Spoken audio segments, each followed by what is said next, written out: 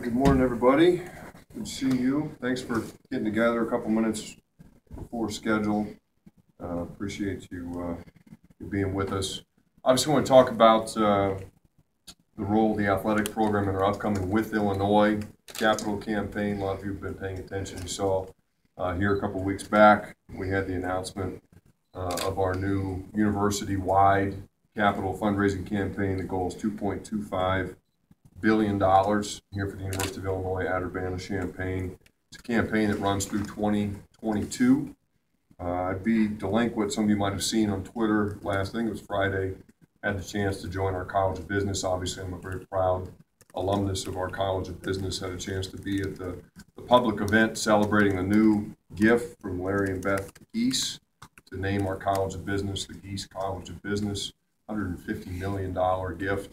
The most significant gift in the history of our university.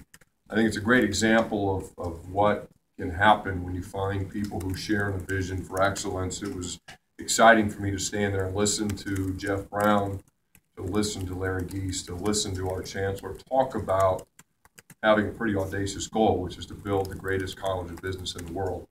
And there they have the opportunity to combine that vision with resources and investment. And I think that there's a lot to be learned there as we work through this campaign for this university of trying to find those same kinds of strategic partners for different departments, different colleges, and certainly for the athletic program as well. So my congratulations to the Geeks family and to Jeff Brown, who's been a colleague and a friend and very proud, as I said, alumnus of that college, and want to congratulate them on the excitement that lies ahead for that very special school. The goal for our athletic program, $300 million, very ambitious goal. I'm very proud. It's the second highest goal of any unit on our campus. I think that speaks well to the opportunity that we have through athletics to influence the University of Illinois. I think it speaks to the trust and confidence that the university has in us within the athletic program to generate those kinds of resources in support of the institution. We will divide those gifts into three broad buckets. The first one of those buckets will be $30 million for student athlete enhancement. Those are things like academic services, student athlete healthcare, athletic training, sports medicine, strength conditioning, travel, being sure that we're giving our student athletes every opportunity to explore their full potential as students, as athletes, and as people. The second bucket will be for student scholarships, $70 million. Looking for in that area. We do fund 258.5 scholarships through the athletic program. That's the maximum allowed under NCAA rules for the sports that we sponsor. That bill, all told, now comes in at about $12 million a year. We expect that will continue to grow.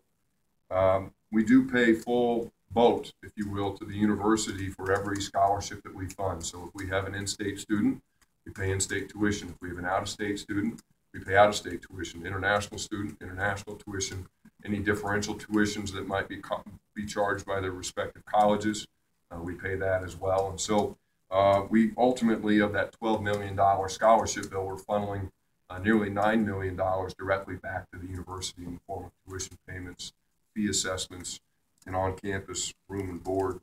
Last year, our annual fund generated about $7.5 million. So there's not quite a $5 million delta there that we want to try and cover through this aggressive fundraising campaign. That was up about 5% year over year from the year before, and we expect to see continued growth in our annual fund as we move forward. The last bucket, certainly the most notable, is $200 million for capital projects.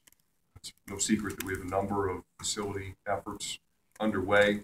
We will be making a number of announcements over the course of the campaign talking about different projects for different sports, but we do expect over the course of these next 5 years to unveil plans to touch almost every student athlete in our program, every sport. It's something that is important to us as we sponsor a wide variety of sports, broad-based program that we're focusing on the experience of all 450, nearly 500 student athletes participating in our program.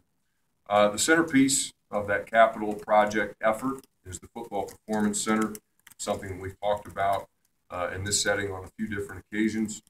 Design is nearing completion. We expect to break ground in early 2018. Expect to complete it in time for the 2019 season. None of that has changed. The project's roughly 110,000 square feet on 2+ levels. You can see we've got some renderings here by the podium. We also have a few more in the back, and then we released a full package of renderings prior to the press conference today. A couple things I'll draw your attention to. If you look at the rendering here on the far side, that's the main lobby as you come in off of 4th Street. That gives you some sense of the way that the building will lay out. As you look through that glass, the weight room is down 1 level. Those of you who've been over by our fields here, remember that the indoor practice facility is about 7 feet lower than the grass practice fields, and so the weight room will be on its own level. That's on par with the indoor practice facility. You'll be able to walk directly from the weight room into the indoor space. You walk up 7 feet, and then you'll be on the first level of the building, which will have all of our player services, locker room, sports medicine space, student athlete lounge, equipment room, fueling stations, and the like. You can kind of see that along the back of that main corridor there. And then the second level will be all coaches' offices, meeting rooms, and places for recruiting as well. The first level will have direct access out the south end. Here you can see from the athletic training room and from the locker room directly onto the grass practice fields as well. Total price tag of this project, as we put out previously, $79.2 million. In terms of the capital campaign, we expect to raise about $30 million of that through private funds. Thus far, we've had great success. We've raised nearly $20 million toward that effort in just about 1 year's time. I have had great conversations with a number of interested parties about continuing to finish off that campaign on that building and far exceed, I believe, that $30 million target. It's a very important project. I think everybody understands the role that football plays, not just in wins and losses, but in the overall mission of our athletic program, and ultimately the role that football plays in advancing the interests of our university. And people have been very excited to be a part of that effort, and we continue to be very bullish on what's happening both on the field and away from the field to help propel Illinois football to a place of prominence both within the conference and ultimately on the national stage. Last thing I'll say, and then open it up for questions. For me, I just continue to be excited about what some of you have heard me say this in different settings, the power of our athletic program to influence this university. I think that as people form their opinions about universities across the country, you've seen it time and again, where all of a sudden an institution takes a significant step forward in terms of its reputation, its visibility, its brand. They're doing that on the backs of the athletic program. That's the goal here. Right? The goal is to go out and develop a program that's on par in terms of its standard for excellence with everything else that's happening across this great institution. We can do that in athletics. We're on our way. In this capital campaign, this facility and the other facilities projects that we'll announce over the coming years all are in line with having that vision become a reality, having this become one of the preeminent athletic programs in all of college athletics. So with that, I will stop and answer any questions that you have. Josh, clarification, you said on the Performance Center, $79.2 million, $30 million you expect from private donations, and 20 so far has been raised. Correct. But you could take more than 30 million. We would always take more than 30, absolutely. Josh, you obviously have a huge vision. You said ambition. How much work does it take to get other people on board with that? And what have you kind of heard back? Yeah, it's a tremendous undertaking for all of us. We've got a wonderful development staff. A lot of our development officers are here in the room today. Howard Belton is our chief development officer, a position we put him in last summer, and that group has been very ambitious, aggressive in their activities. The first step, obviously, is engagement. We want people to feel a part of what we're doing. We've taken our show on the road here all across the country over the last 18 months and had a chance to speak routinely with folks about the narrative around Illinois athletics, the vision for Illinois athletics. And there's a thirst out there. People want our athletic program to be successful. And so there's a very open-minded audience that we've been meeting with last many months. Very excited about their partnership as we move forward. Josh, is it difficult with football transitioning, rebuilding, from the ground up? You don't have the finished product yet to point to on the field. How are you thinking? You're looking for people to invest. You're looking for people to be a part of the build, a part of the process. I think that when somebody is there from ground zero, if you will, it makes the end result that much sweeter when they know that they were a part of making that transition, making that success possible. And so that's been a big part of our message, is that it's very easy for people to get excited and jump on the bandwagon once we're great. But it takes a special person to buy into that vision at the outset and be a part of helping us become great. And so that's been, I think, a pretty powerful message, and one that a lot of our alumni and friends have been very receptive to thus far. With just renderings to show so far, what kind of feedback have you got maybe on the performance? People are excited that they understand, and we've been pretty ambitious in our benchmarking. So we've done a lot of travel across the country. We've visited facilities that are housed by many of our peers, and so it's given us a chance to see what other people have, what's worked, what hasn't worked. We've taken some of our most influential donors with us on those trips and given them a chance in the same day to see facilities at some other schools, and then come back and show them what we have here and allow them to make personal comparisons. And so it's pretty evident where the work is needed. It's pretty evident that we have a great opportunity in front of us, and people have been very excited about jumping on and being a part of that with us. What hasn't worked? You've seen what's worked and what hasn't worked. What have you seen that hasn't worked? Well, I think that you have a chance to look around and see, are they investing their resources in the right parts of their facility? Everybody has lists of things that they would do differently if they have a chance to come through and do something again. And so sometimes maybe they wouldn't emphasize a particular space or area the same way that they would having hindsight. Things that, in terms of efficiency of space, has been a real focus for us. If we put the layout together, we want to be sure that it follows a logical path, whether it's a path for our players on a day-to-day basis, how they move from the equipment room to the locker room, to the training room, to the meeting rooms, or whether it's a path that a recruit would take on his visit, how he moves through the front lobby and then on into the rest of the building. Are we presenting information in the right order? Are we presenting it in a compelling way?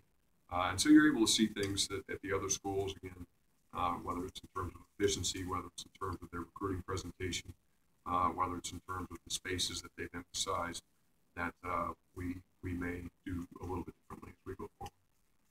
Where would you say this puts you guys in the Big Ten? Top tier, where you guys want to be? Absolutely. I think this will absolutely put us in the top tier. I do think that in the recruiting process, I don't know that it's quite as logical sometimes as we want to make it out to be. So I don't know that a lot of recruits sit there with a piece of paper and they say, well, Illinois' locker room is here versus Michigan State's locker room versus Penn State's locker room, Illinois' weight room. Okay, let's go through the list and rank that. Let's go through I don't know that they go room by room and say, I think it's more of a basic feel and an understanding of the commitment that an institution has made to advancing the interests of the football program. So I think in some cases it's almost like table stakes. Like, this is what's necessary to get in the game to compete at the highest level for some of these recruits. And I think that this will absolutely put us in the upper echelon of the conference in terms of our facility. Has there been any viability study when you're investing tens of millions of dollars into football about just the future of football as a sport, given CTE, declining attendance? Have you done any of that kind of work? The future of football, I think, is something that we're all curious to watch. We understand that the game has taken some shots, no pun intended, here over the last number of years. It still remains a great game. It still continues to be the most popular game that I think this country's ever seen. And we're continuing to work very aggressively to make the game safer, to make it more attractive to our fans, to do things in and around the game that bring people into the stands, that keep television viewership at a high level. But there's no question that the game, and I think athletics whole are evolving. And so we're always monitoring that evolution and trying to do our best to predict future trends and how we can make appropriate adjustments and plans for what may or may not happen. Are there any set plans for the facilities that are already inside Memorial Stadium that the football team uses? Nothing set. We're working on working through a number of different contingency plans there. We do have some things that are backed up a little bit behind the hockey decision. We're waiting to see what direction hockey ultimately goes and how that facility ultimately will capture different resources that we may need for the department. So we'll see which direction that goes, but ultimately that will have some level of input on what happens with our current football spaces. Just any update on that? What feedback you've gotten? Nothing to update there. The feasibility study is ongoing. We're working with the consultants, and like everybody else, anxious to hear how that comes out. How do you see that maybe fitting with this 5-year plan that you're going The hockey project? It was not part of our calculus in putting our numbers together. As we arrived at the $300 million goal, that wasn't counting on X number of $1 million for hockey. So if we are able to bring a hockey thing across the finish line, that would be above and beyond what we contemplated for the campaign. But we do see it as a tremendous opportunity. I remain excited about that possibility as I've been. I think the opportunity is there for us to have a great hockey program and really transform part of our community and benefit ultimately a lot of our student athletes through the facility upgrades that hockey would be possible. Yeah. This weekend, taking the football teams to Purdue, obviously a place close to your heart. Sure. Taking them there for the first time as the athletic director, was there a chance of you ending up at Purdue in high school? A lot of questions there. No, I'm looking forward to going back home. Obviously, my parents, I grew up about 10 minutes from Ross State Stadium, went to a lot of Purdue football games and even more Purdue basketball games when I was a young kid. So anytime you have a chance to go back into your hometown and be around your friends and family in a setting like this one, it'll be special. So I only got the chance to play there once when I was a student athlete. They came off the schedule my junior and senior years, and so we played them here at home my freshman year, and then we played over there my sophomore year. So it'll be pretty special for me to be back and hopefully go out there and get a much needed win against an opponent that I think is on the rise as well.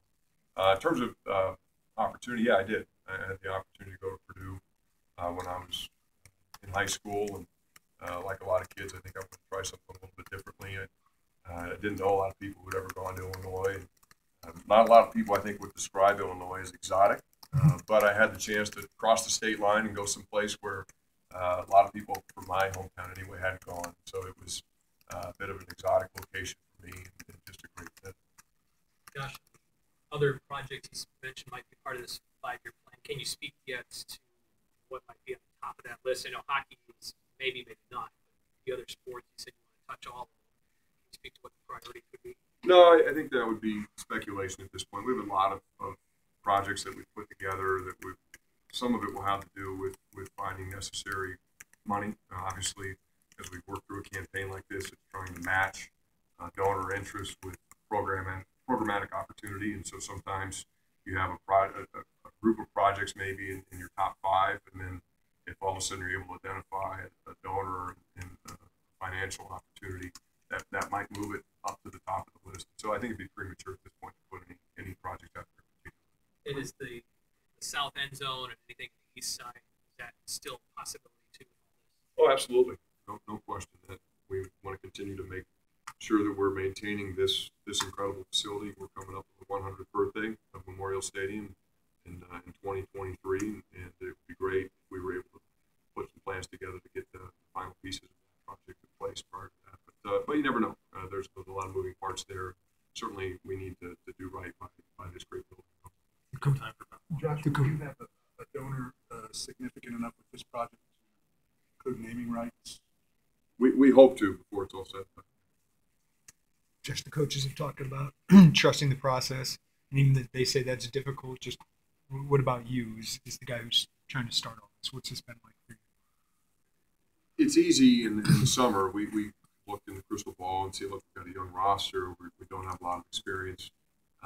It's one thing to say it's going to be a growth season. It's another thing to live the growth season. So we're in the middle of that now. We all understand that. I've never seen anything. I've been following college football a long time. I've never seen the numbers of youth that we're playing right now is really unprecedented. And you compare that to a freshman class like when I was here, it's exactly inverted in terms of the number of people who are playing versus the number of people who are redshirting. And not just seeing a few minutes, seeing significant minutes, seeing starting minutes. And so I am like everybody else, we'd love to go out and win every game. Obviously, we would. But we're trying to look much more carefully at what's happening on the field. Are we seeing progress? Are we seeing development? The answer to all those questions is absolutely yes. So I hope our fans are taking the time to really peel some layers back on the onion and see all the good things that are happening here with Illinois football. There's a lot to be positive about. There's a lot of good things happening. It hasn't translated yet to wins and losses, but it will. And we're all excited for when those things start to come. All right. I promise, Josh, to get you out here for lunch. Thank you. Guys, thank you.